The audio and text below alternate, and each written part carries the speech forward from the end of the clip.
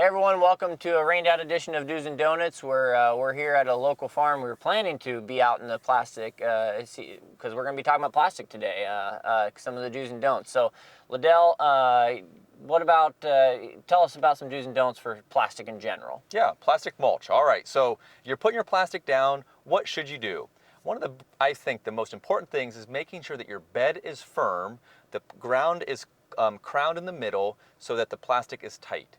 And why that's important is so that you don't have the wind that catches it and hot air gaps in between. I would say probably the one don't on plastic mulch and laying is don't let the hard crusted dirt or a lot of fodder or material from previous years into that bed so that it can puncture through the plastic.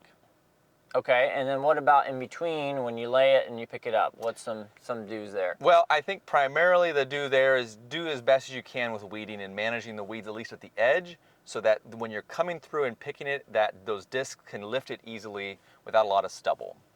And let's see, what about for picking it up at the end of the season? Well, I'm thinking the highlights for do's on that specifically, Dustin, are going to be that at the end of the season, you want to make sure that you mow off or eliminate a lot of those the weeds, but also the stubble. So if you have a pepper plant that it's not full grown, it's really hard to pick it up and pull it out of that. But if it's mowed off, it can much easier pull through. Yeah, so waiting or doing that earlier and before you pick it up, you're going to deal with a lot less ripped plastic. It should come up a lot better. And then I think another don't would be don't wait to pick it up until the next season. We're going to show you out in this field here a little bit, but with deer tracks and things like that, that you get more punctures in your plastic, making it hard to pull up uniformly. So I think that's a pretty quick overview, but those are some pretty good tips, I think, do's and don'ts with plastic itself. And if you have any ideas or suggestions, you can share those in the comments section about that you have as well, do's and don'ts on plastic mulch. Yeah.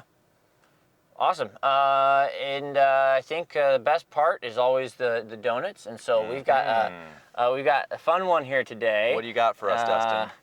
We have donut peaches. So donut peaches. I just discovered these yesterday, so it's a little bit of a twist on our do's and donuts, but why not? But these were, I mean, the one I had yesterday was a 10. Now these ones haven't sat quite as long, so they're not quite as juicy, but they still have delicious flavor. So look it up. I mean, some of the history on the donut peach is pretty cool, I'm gonna go for this one here. So. Look at that. That's a perfect donut. Out there we could have gotten a little messier. In here it's a little.